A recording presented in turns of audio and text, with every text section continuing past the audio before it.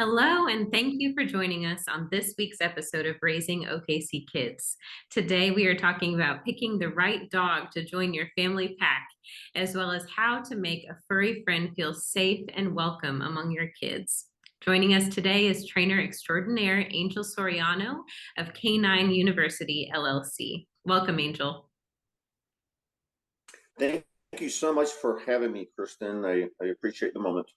We're really excited to jump in today, and I'll start with some introductions on a bit of your background.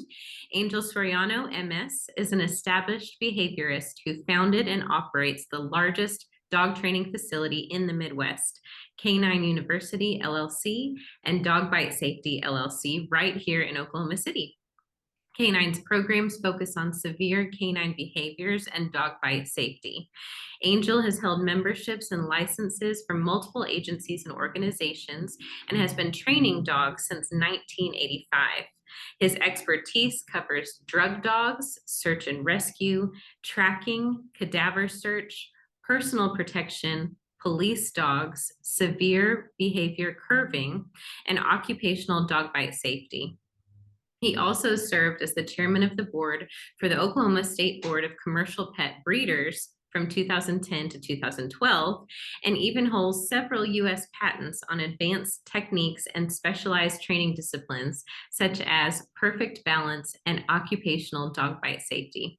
His passion is to protect children from dog bites, as they are usually the ones that are attacked the most. And we're so honored to have you here again today, Angel. I'd love to open up our discussion by hearing more from you about your journey having pets in the home, why and how you chose the dog breeds that you had in your home, why you're passionate about helping families find their best dog, and also training them to be sure that kids are protected from dog bites. It's kind of a long one, but I'll shorten it for discussion today. My journey really into the dog business, dog industry, dog lover, if you may, started as a kid. I don't remember exactly when it started. We always had dogs around the house. It was a thing my dad enjoyed having. It was always German Shepherds, and I think in dating back and looking back at this, it was really about protection. And my dad was, making sure that the family was protected at all times. And these German Shepherds that we had did exactly that. And that was my journey. That's how I started. And it's interesting because when you do this as a child and you have dogs around you at all times, there's a lot of things about dogs that they just become normal and you start understanding the language and you just know it as you progress along. Later on, you come across some great trainers and some great behaviorists that walk you the rest of the way. But there was a lot of things that are just normal. They're just things that you pick up as a factor of life. Okay, so that was kind of the beginning as far as the dogs. Well, we've always had German Shepherds around my house as well, and it's been, for many reasons. They're very loyal animals. Simply the funny story, not a protection animal, and and then I have a Maltese mix that came, through a family that could not deal with her anymore, and we took her in. And then we lost our last German Shepherd about a year ago, so we're in transition on the German Shepherd piece of it. It's a family member, and it's hard. It's hard to just replace the dog, so we don't. We just wait until the day that it feels right to come across another dog. And that's where we're at on that. So anyway, it's been a journey for from the training side of it, the professional side, about 38 years. Life, gosh, I won't date myself, but it's been my whole life. I love hearing your extensive background and how your passion for animals, dogs started at an early age. I think a lot of us can relate to that. It's so fun having a dog in the house, growing up with a pet. But it's also tough having a problem dog, quote unquote, when you're raising children. There's nothing sweeter than when a dog blends into your family and enhances your life, and you kind of see your kids come to life around the animal. And we all want to get there, no matter what kind of pet we have in the house. So when families first bring home their puppy or maybe a rescue dog, what should the immediate next steps be, especially if you start to notice behaviors that might not be appropriate with children in the room? Yeah, that is a really good question, Kirsten. So here's the bottom line. Dogs are social animals. and as such, they want to blend in. You have families that may not be ready for that, and they really want an outside dog. Uh, Remember, dogs are social, and if you're going to have the dog just be an outside dog, just know that there's going to be some behaviors you'll never be able to deal with, right? And that's because this dog wants to socialize with your pack, and you're excluding him from your pack. Mhm. So anyway, so that's first order of business is that. Now, next is before you have behaviors, because that was a question well placed, and what should we do when the dog starts having behaviors? I would suggest that the training, the impacting that's going to go on with this animal starts the day you bring them into the house. They want to blend in. Remember that point of it. Well, then blend them in with the rules of your pack, right? Mhm. You have your own rules in your house. Is this dog going to be allowed on couches or not? That everybody should be in on that. I don't coach people either way. It's your life, and it's your animal, it's your family. What do you want to do? But there should be no confusion to the dog because one spouse member says no couch, the other spouse member says it's okay to be on the couch in the bed.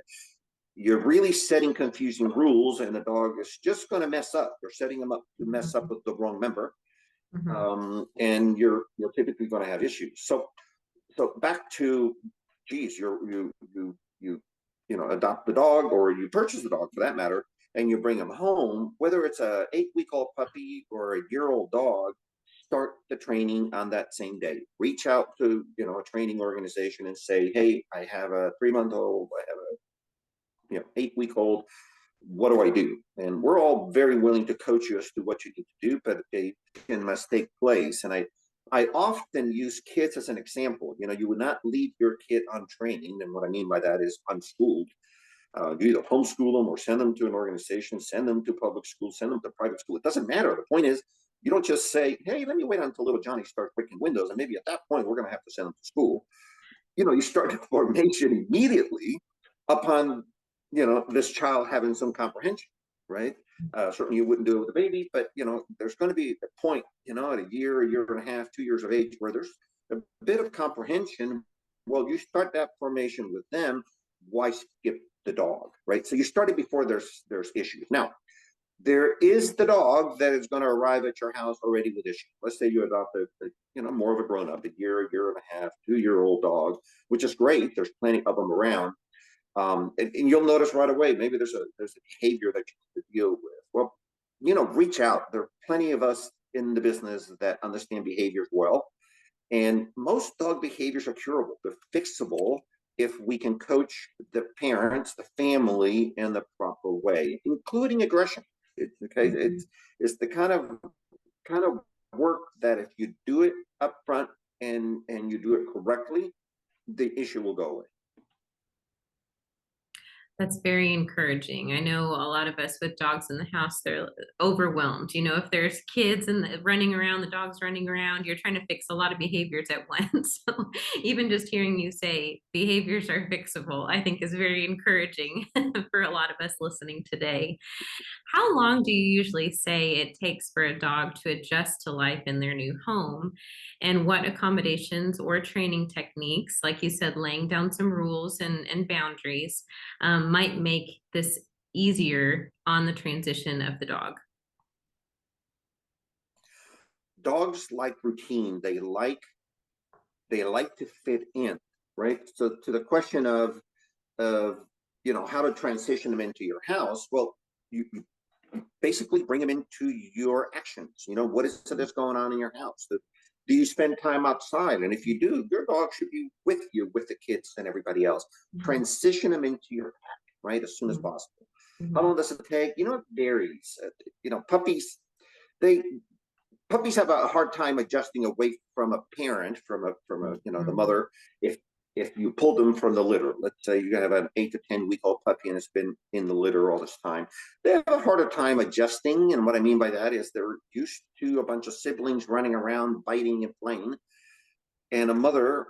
And guess what? All of a sudden, they're among a bunch of humans, and we're in the training mode and in the getting this dog acclimated to your pack mode, well, they miss the real pack, which is theirs. So, with puppies, it's going to take a little longer. Typically, you're looking at, 10 to 14 days, so it's not forever.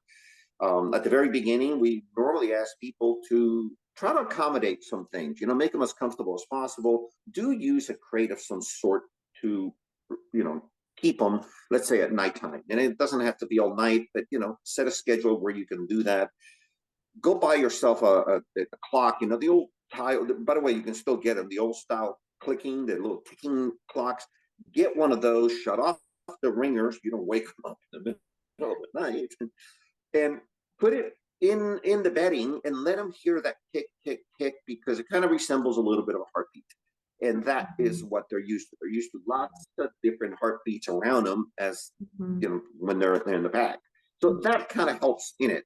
But the idea is bring them into the pack. Now, more grown-up dogs, and I'm talking, 5 months, 6 months old and further or older, they blend in pretty quickly. They're looking for a home. They know what it is not to have a home. So you bring them into your house, and we've seen them blend in within 24 hours to about a week. They just want to be part of your pack, especially if you walk them, if you make it a fun experience. And fun experience, by the way, is not getting away with murder. It's not about, geez, I want my dog to love me. I hear this all the time. I want my dog to love me, so I'm not going to do obedience for the first 6 months. That's bad news. It's really bad news. The best way to bond with your dog is through obedience, right? Is through command. They start understanding. Remember, they're trying to socialize with you. They're trying to blend in. Well, understanding the language is important. So they need to understand what your language is. The same way as you need to speak dog, right? And speak dog, I'm not talking about barking or growling. I'm simply saying, what is your dog telling you through body language, right? And they communicate constantly, but it's typically through body language, less on sounds. Humans are the opposite. We communicate with sounds and less on body, body actions, if you may. That's a really good point, and something to be aware of when you're bringing home a dog that might be scared or might be, I feel like there's always some level of intimidation, like you said, when they're used to one setting and you bring them in another setting, no matter what age they are. So that body language note is good for us all to be aware of. Canine University specializes in dog bite safety, and even offers a training video for kids that helps kids and their parents know how to prevent dangerous situations with dogs. I'd love you, Angel, to talk about that and give us some pointers about how to teach our kids to be safer around pups. And that's maybe a good, point to bring up, that kids don't always have predictable body language. Especially the younger ones, they're trying to be silly. It's their house too. But how can we really talk them through how a dog might interpret some of their, sometimes volatile body language? Yep. Very, very good questions. A little background. One of our sister companies is called Dog Bite Safety, which is Dog Bite Safety. And it was created originally many years ago for the sole purpose of educating field employees. We're talking people like, that drop power lines, and people that have to be behind your house, or they have to, meter readers, that people that have to do physical work in your backyard. And the company was created to educate them to not be bitten when they're in someone else's backyard. Again, not only dogs are they social with family, they're also territorial, right? So if an intruder is breaking into their backyard, they have every right to defend their backyard and their toys and the family. Some more aggressive than others, right? It all depends on the animal and what they're able to do. So understand, the company was created for that purpose, and then we morphed into other education that dealt with dog bite safety, simply because we started looking at the statistics, and we started realizing that half of all the bites there are children. So, you start looking at it from the behavioral side of it, and it makes sense, right? It makes so much sense that they are the first targets, or the most of the targets, for many reasons. One is they stand typically about the height of most dogs. They don't know, again, how to speak dog, so they don't know the dog language. What is this dog telling them? Are they growling? Are they not? Are they stiff? There's a lot of body language that if they just understand a bit of it, they would be able to not do the wrong things. And this is providing that the age of the child is such where there's comprehension, right, on what is going on. When they're younger, it's not. They're not capable. Period. But the other item on this is that kids behave in all the wrong ways, which is what we love about them, right? They're kids. They run, they horse around. If there's two or three of them in the family, I mean, it's absolute chaos in the house, right? This is what they do. My wife and I are grandparents to 5 young ones, and by the way, they range from 21 to 2 years of age, and we have one in the hamper right now that should be born in October. We have a great grandchild that I think is going to be born today. We're all excited about it. So we're used to the chaos that the kids bring. So we love all that. Well, guess what? That chaos causes issues with dogs. So maybe not the family dog, maybe he's used to the chaos. But if it's a brand new dog to the house, you have no idea where they came from, typically. We don't know if they're used to the chaos. So let's train them into your chaotic children life, which everybody has, or most people have. But the idea here is that one is the child needs to understand that there are body languages that we must respect. Okay, the obvious growl, the obvious snapping, those are easy for most parents to read. But any dog that freezes in its tracks and they just eyeball you, there's a problem. That dog is he may not bite, but he's certainly unhappy at that moment. Why push the buttons, right? Teach the kids how to deal with dogs, how to be friendly with them, as opposed to pat, pat, pat. You stroke, stroke, stroke, right? Some dogs may not like the patting, especially if they're new to the house. And if they came from an abusive situation, you may not even know about. So pat, pat, pat means an assault. They may assault back. So you have to pay attention. There's so much the parents have to do. You wouldn't allow your kid around other dangerous items. Look at this new dog as a dangerous item until you get to know the dog well. Okay.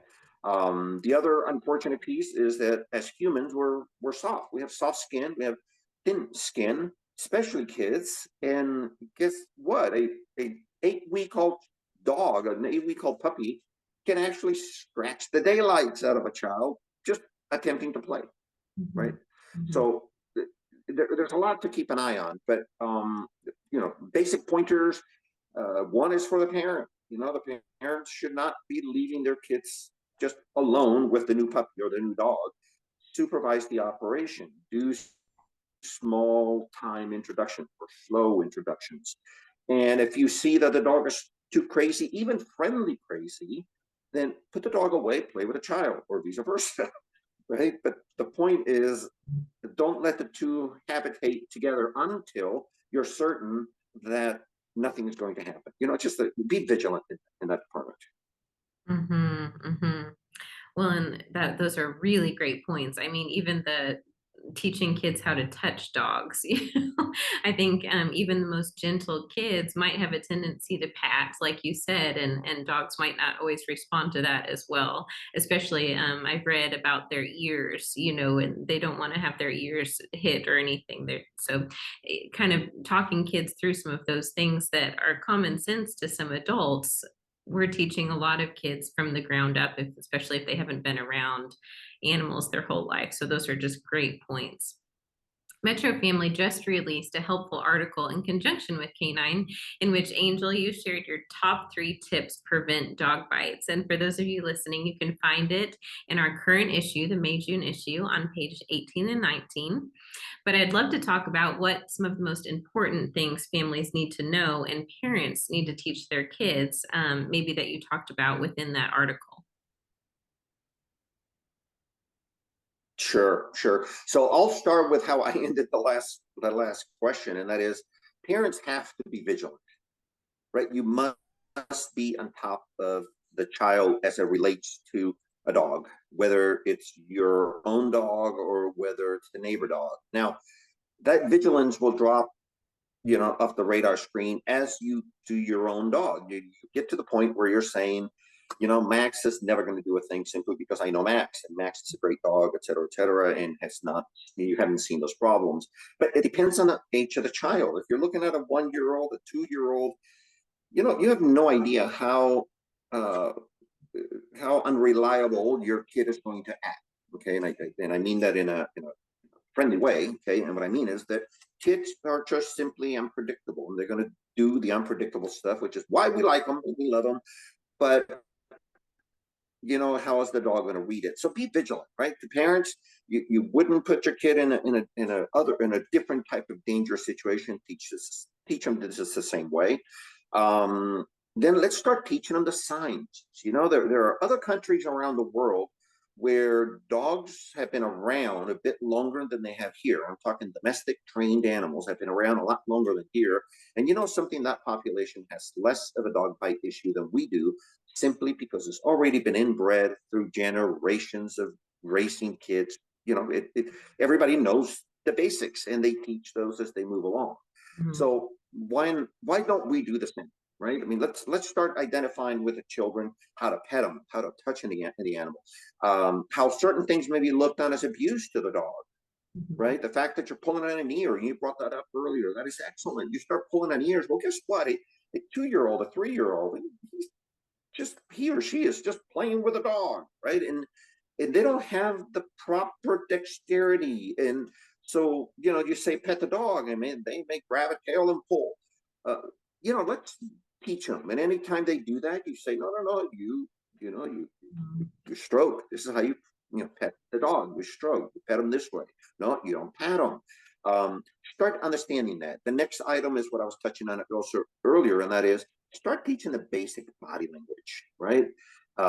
Tail wags. Everybody in the world walks away with, gee, the dog has got a tail wag, so he must be great. He's friendly. It's okay to leave my dog, like my kids, playing with them, and they may take, their eyes off the ball, or off the kid in this case. But guess what? A tail wag is not exactly a friendly gesture. It's a dog that is confident. Okay, and that's great that you have a confident dog, or the neighbor's dog is confident. That doesn't mean they're not going to bite. So pay attention to a tail wag. Mhm. One of the universal signs in dogs that you should believe that they're pretty friendly and you're not going to have an issue is more of a butt wag, and that's when the butt is wagging the tail, basically, or wagging the dog. Not the tail. The tail wagging alone is just confidence, which is, like I said, is better than a dog that is fearful, which is, a drop tail, etc. But it doesn't necessarily mean you're not going to be assaulted. If anything, sometimes that confidence brings up even a worse bite. Mm. So teach kids not to do a lot of eyeballing. There's no reason to be staring the dog in the eye, especially when the child might be the same height. Especially if you have a large dog, you have Rottweiler, German Shepherd, a Great Dane. Think about it, a Great Dane. You'll have a 10, 12-year-old that would be eye height, right? So teach them that, there's plenty of other things to do, but staring into the eyes is not a good idea. Now, that is more true with a neighbor dog and the other neighbor dog, et cetera, dogs in the neighborhood. Just know that most dog bites for kids, or bites that happen to kids, happen with dogs that were family dogs. The neighbor dog, the family dog, neighborhood dog, those are the ones that are biting the kids. And that's because the kid acted inappropriately. I mean that in a negative way again. The kid acted like a kid, right? Most dogs have a predatory reaction, and that's because they're prey animals. Mhm. So if they see something run, they're going to logically chase it. Now, will every dog chasing a child a bicycle bite? Well, not necessarily, but some will. So why provoke it? Right? So teach the kid, hey, you don't run away from the dog, right? If you feel uncomfortable, you back away from the dog, but you don't run away, right? Don't take your eyes off the dog when you're walking away. Don't just turn your back and go, because, to a fearful dog, that may be time to strike.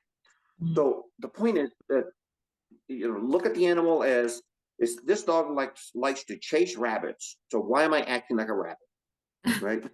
So teach the kids, don't run away. That's the best way not to be a rabbit. Right? So there's a lot of dog language that comes with the animal. they're always telegraphing, and some of these are so simple, as I mentioned before. You follow these steps, and you're likely not to ever be assaulted. Like Mhm. the same thing with a bicycle. Kids love bicycles. They're around the neighborhood. Look, if you're about to go near your neighbor's house and the dog is loose up there, then teach your child to get off the bike and just push it, Mhm. right? And I know it's not as much fun as moving 20 miles an hour in front of it, but it is a lot safer to push the bike as opposed to ride the bike. Again, it's that predatory reflex that most dogs have. Right. Right. Well, and to your point earlier about the dogs are pack animals, you're bringing them into your family, you're treating them like one of the pack. If my son hits his sister, she might hit back, So there's certain cause and reactions that we're constantly even teaching between siblings and kind of bringing the dog into that fold. There's cause and reactions between the dogs and the siblings. So kind of thinking about Yep. that in the same way, I like having some of those tips right off the top of my head and just being aware, that's something I feel like as parents, we're constantly trying to teach our kids to be aware of their surroundings. But it's especially important when there's unleashed dogs, to your point, and we are moving at fast speeds like we always are when we were with our little kids. So those are really good points for us to really train in and being aware of their own spaces and how they're reacting to animals is obviously a huge safety point. Yep. Yep. No, I absolutely agree that the bottom line here is that we are chartered the responsibility of keeping our kids safe. It sounds it, it's an obvious statement, right? But we take our eyes off the ball when we're dealing with Fido. It's okay for my kid to be with Fido or my grandchild to be with Fido. Well, you better really get to know your dog well. And I don't want everybody now to go away and think that they have a killer on their hands, because you may not. But the point is, why take the risk with new dogs? Why take a risk with a new dog to the family? Why take a risk with the family, the family next door, whose dog is also territorial? Remember, it's just bred into them. So if Mhm. he's territorial to their family and your child goes over there and the two kids are just horsing around, one is Mhm. likely to be bitten Mhm. simply because they're kids. Right. Right. And it's up to us to kind of be those eyes when the kids are not being able to be as aware as they maybe should. On that note, is it true? We might kind of have our own preconceived notions of certain dog breeds based on our own experiences, maybe growing up. Maybe we were bit by a dog as a child, but is it true that there are dog breeds that are more prone to biting? And then talk about maybe how these behaviors can, hopefully, or cannot be trained out. Sure, sure. So that's a good question, and it's interesting, and it's funny when someone says yes and no, the same question. But so is there one breed more specifically prone to biting kids? So I'm not a breed specific person. I've seen, in my 38 years of professional training and doing behavior work, I've seen every dog breed out there bite somebody. Yeah. So, someone can say, gee, I want a golden because they don't bite. I've seen Goldens bite. I've seen Chihuahuas bite. I've seen smaller dogs bite more often than larger dogs. Okay. And by the way, there's a lot of reasons for that, and primarily is that people promote them. If you have a 5-pound dog, they're always in your lap, they're always in you.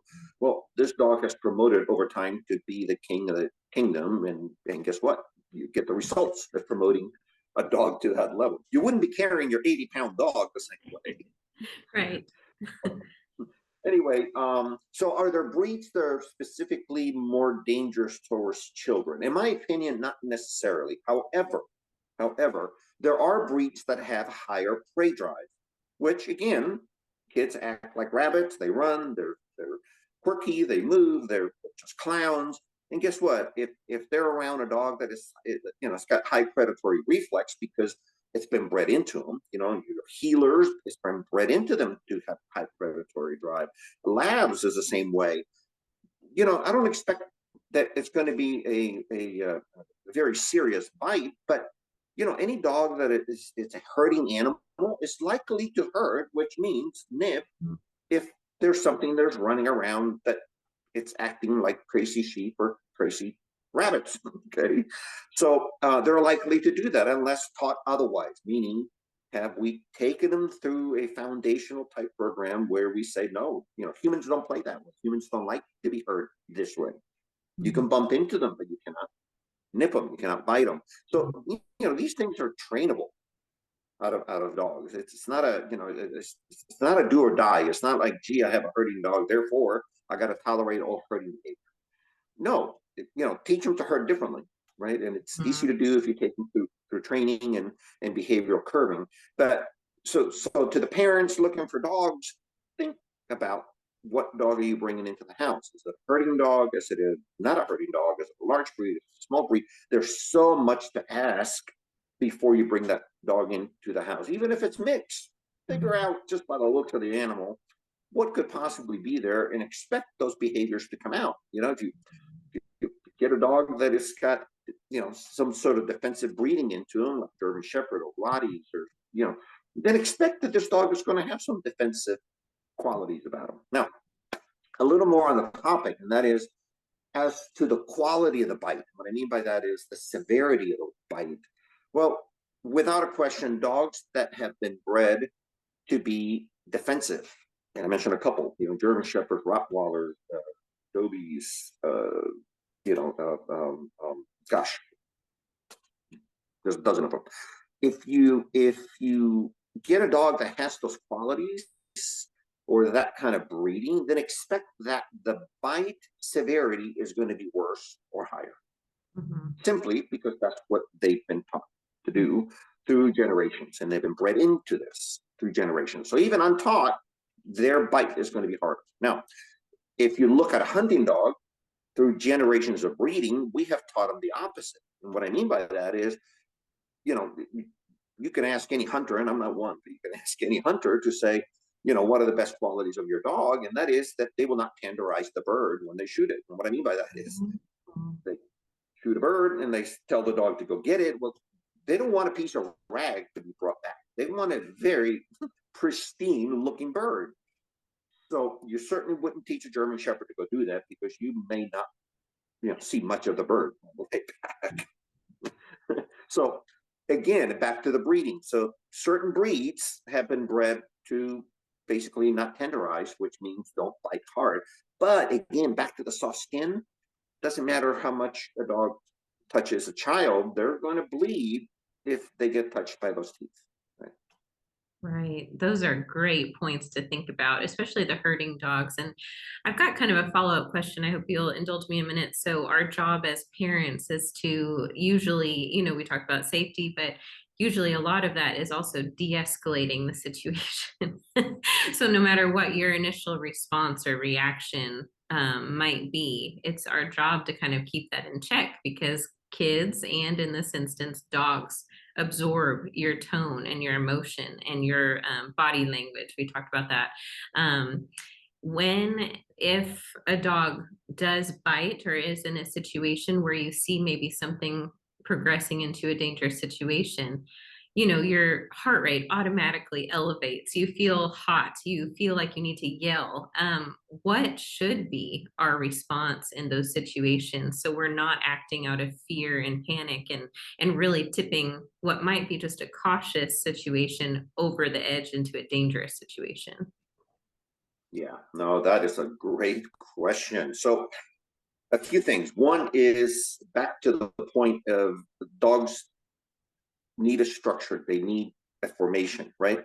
Let's assume you just brought this dog in 2, 3 days ago and you haven't had a chance yet to start your formal training. You're all signed up, you're ready to go, but now you just saw something. Maybe the kid was in the room and he growled, he did this, he did that. Um, One thing until you have professional opinion, right? Is this dog acting that way out of fear, out of defense, aggression? What is going on in his little head that he acted that way? Is this something that is fixable? And like I said earlier, a good behaviorist could fix almost any one of these issues. And I hate to say the word fix because it's not a repair job. It's really a behavioral process that you go through. But the idea is if you see that kind of behavior that is really negative, is pull them away from that. The reaction as a parent, I tell you, it's hard no matter what I say here to get a parent to not overreact over the situation. Okay. It, I put myself in the same position. You would overreact if your child is a danger, no matter what it is. But what is the proper reaction? Without a doubt, there's an interruption, right? If the dog does something, whether he's been trained or not, your dog needs to hear your tone, your action, needs to see that, hey, you are protecting this human life, right? This is part of my pack and not yours. You don't get to reprimand it. I reprimand everybody if I have to, right? Mhm. You have to immediately establish the fact that you are this alpha leader in your pack. And if the dog misbehaves in a way that you don't like, then stop in the right tone, which, by the way, I tell that to parents that there is no wrong tone, especially if you're defending the child. The right tone is going to automatically come out, okay? But don't go any further than that. There's no reason for physical, interaction with the dog in that way. Is a solid short stop. By the way, just a little tip: any command, any word you say, when you shorten it, it sounds with a lot of authority. Okay. You can say butter in a very authoritative way, right? By shortening how fast you say it. So it shouldn't be stop because simply it sounds like a question. It should be stop, Mhm. right? Just say the command and move on. Try not to use the word no. And the reason is I haven't yet met a family that doesn't use the word no. I don't know, especially with kids, around 1,000, 2,000 times a day. So there's no reason to confuse, the dog all day long with a command that you know, you think it's okay to use all day long because the kid is about to jump out the window and you're saying, no, no, don't do that. No, put this down. Oh, by the way, if you watch sports, we yell the word no. Okay. So it's that kind of interruption that the dog's going to need. Just say it like you mean it, and then watch the behavior of the dog and see what's going on, and then immediately follow. Once you see the behavior, most dogs, by the way, will back up. They'll realize that this little human being is part of your pack, and I can't mess with it. But watch it, right? And if you don't like what you're seeing, basically, if this dog's not backing off, then quickly just say go to your kennel or go to their room, go outside, get them out of the situation, let everybody cool off. Then you can, take the time to say, all right, I need to get him in a little quicker. I need to do an evaluation. What is going on? Mhm. Just get to the bottom line about this dog before you blend them into your family, thinking that, well, he's new to the house. He was afraid. And by the way, this is what we do. We start talking ourselves, in circles and justifying the wrong behavior, right? So again, back to the human side, you wouldn't justify your kid's behavior breaking your, neighbor's window, right? You wouldn't say, well, I never told him not to break a window, so Mhm. no, you've been raising a proper kid. You don't expect that. So when it does happen, there's probably a slight consequence, right? The same thing with a dog. That's a great answer. Yes. Keeping charge of our tone is, I feel, one of the most difficult jobs of a parent when you have a lot of emotion, when you have that mama bear inside of you. But that those tips, using that word phrasing that's shorter, authoritative, and kind of leaving it there, even when you're maybe shaking a little bit, those are good. Those are good tips for us to have on the top of our mind when we're dealing with household pets or neighbor dogs, like you said. So I'd like to talk a little bit about scenarios. You might have different experiences with your dog in your home. Maybe you waited a while, like you'd mentioned, or maybe you're getting on top of training right away. Every dog has a different personality, especially depending on their age. So I'd love to talk about scenarios in which private training might be better, or maybe group class training might be better. I know there's boarding training options. Can you talk about the pros and cons of each method and what you recommend as more effective for different personalities? Yeah, that's a great question. And by the way, in my opinion, as long as you're training the dog, there's probably no wrong method, right? The idea is get a foundation behind your dog, and you're going to have a friend for life, as opposed to a nuisance. Okay, there's been a lot of studies as to how great dogs are relative to human health. Lower pressure, blood pressure, et cetera, et cetera. And there's also a single study that I've seen, and I'm dying to see another one that says the opposite, but it really talks about dogs with behavioral issues. So what happens is that if you have a dog that's got severe behavior issues, guess what? Your blood pressure is going to be higher. There's going to be medical issues because not everybody agrees with what's going on with the dog. So anyway, so yeah, there's a lot to be said about that. So you have to train. Now, as to training opportunities and methods, et cetera, or programs, your group class is what most people know about, right? This is where you put 10 dogs in a class with their handlers and their families, et cetera. In our facility, we just like having families around. So some other places they want one dog, one person. We say bring the pack. The only time we changed that, it was during the COVID days. We had 2 years of just single handler, and now we're saying just bring the family and train your dog. Okay, that way everybody knows the commands and they know what to do, and everybody partakes in the fun. So a group class, again, 10 dogs, the families, and you go through a routine. Especially in basic obedience, it takes about 5 weeks. You go through this routine. Everybody goes at the same time. Individual attention is not 100% the goal because you have 10 dogs that we need to progress along. Mm-hmm. So that's one. Now, the interesting part about a group class is that it's set at a particular time. So if you pick Tuesday night, let's say 6 o'clock, or Wednesday morning, well, that's the class that you stay in for those 5 weeks.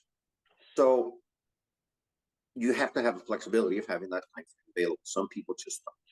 Okay, so if you do, it's a pretty inexpensive way of getting your dog trained. You're hands-on. You do everything. You do your homework at nighttime, and you'll have, without a doubt, a good dog in about 5 weeks. The next point is the same type of training that I just mentioned that happens in a group class. You can do privately. That's one-on-one. It's going to be your family, your dog, and one trainer.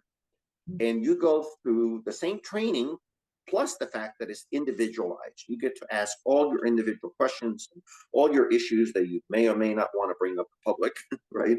So you get to talk about what is it that you need help with? What is it that's bugging you? Sometimes you don't care if the dog sits or not. You just don't want him on your bed. He's a bed dog.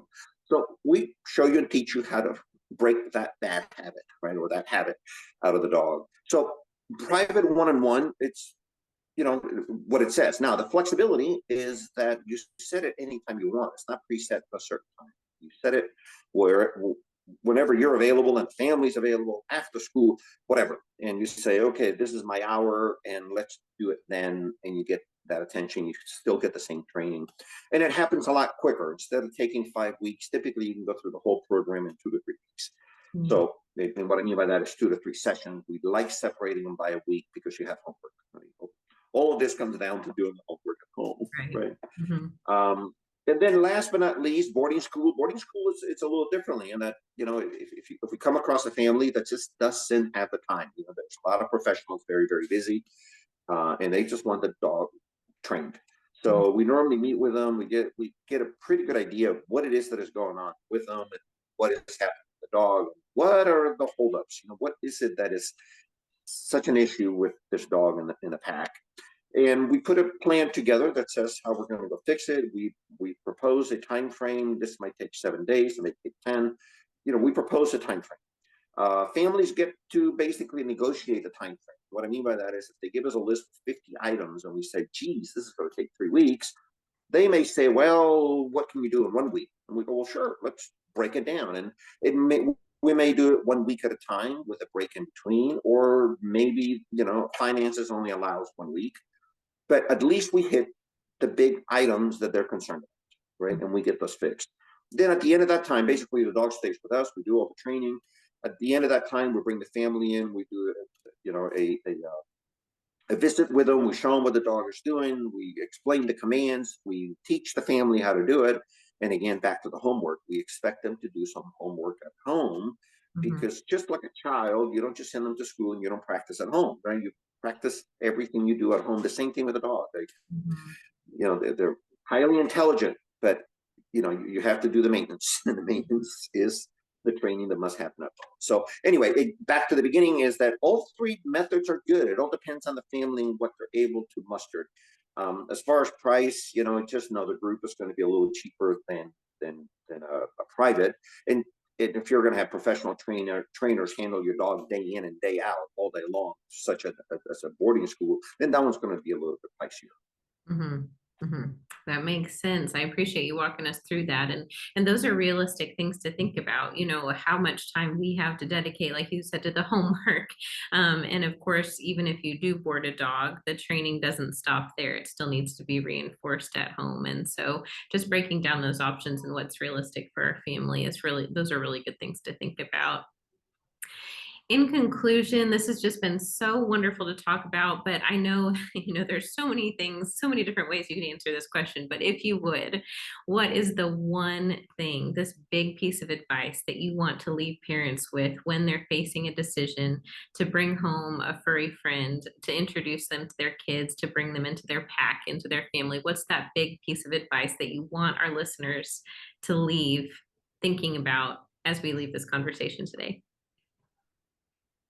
Kirsten, you ask a very loaded question, and then you narrow me down to one answer. So I'm going to give you a paragraph. Then I can give you multiple answers. What do you think? Perfect. Um, so so whenever you're thinking about, geez, I want to bring a dog into the house, there are so many factors. What is your motivation? What is the timing? Why are you bringing this dog in? Does the family have allergies? Do they not have allergies? Because that really, there are hypoallergenic dogs out there. So pick one of them if you have any member in your family that has allergies. Why harass them with that kind of issue through their life or through the life of the dog? Or worse yet, get rid of the dog 6 months later because, gosh, the family cannot live with this because it's, of allergies. Have you considered a breed or mixed breed, or what is it? Have you considered the source? Okay. Have you considered whether you want an active dog? Do you have an active house? If you have an active household, don't get an inactive dog. Okay, it's going to be boring. No one's going to like them. Mhm. You want a high energy animal, right? But the big item, in my opinion, and I coach people all the time, is to do your numbers, do the dollars and cents. And I'm not talking about the adoption fee or the purchase fee. I'm talking about the maintenance fee, right? What is this dog going to cost you every year? Look, between food and veterinary costs and vaccines and grooming. Okay, and what I mean by grooming is if you get a dog that is hypoallergenic, they will need grooming. The hair keeps growing just like with humans. You have to cut it, you got to do things with it. Typically about once a month to once every 6 weeks. Some people do more. If you have a dog that is not hypoallergenic, you still got to bring him into the vet, into a groomer every 2 months or so to clean them all out, unless you do it yourself, right? Then you can cut the expenses. But if you put all this together, you're looking at spending anywhere between $1,000 to $1,500 a year in dog expenses. Is that part of the family budget? It's a question that needs to be thought out. And if you're in the income bracket where that doesn't matter, that's okay. Then go for it. Then take that out of the question. But it doesn't eliminate the why are you bringing this dog in? Do we have allergies? Is this the right timing? I mean, if you're raising a child and you have an 18-month-old at home, I know you want them to have a kid, but a dog, but you may want to wait until they're about 3 or 4 years of age so they know how to treat the dog and they have a growing experience as opposed to you having two kids to manage around the house, right? So think that through as well. So there's a lot about it. Dogs can bring a lot of joy, but boy, can they bring a lot of you know chaos to a family too if you're trying to raise them. Hopefully, this helps. It does help. So many things to think about. I mean, it's another family member, like we keep mentioning. So these are all things that are, as you think about if you were bringing another child into the home, it's a huge responsibility. It's a lot of work. It can also be a lot of joy and a lot of enrichment to your life. So I so appreciate your time, Angel. These points have given us a lot, that we can just pull right out the top of our head when we were faced with these situations, a lot to think about. And I know that you've got so much more information that you can share with families. So if you are interested in more information from Angel, do check out Metro Family's article in this issue on dog bites, as well as Canine University's video series, The Adventures of Franny and Frankie, excuse me. Learn more at www.myk9u.com or www.dogbitesafety.com. Thank you so much for joining us, Angel. Thank you to our listeners, and join us next time on Raising OKC Kids.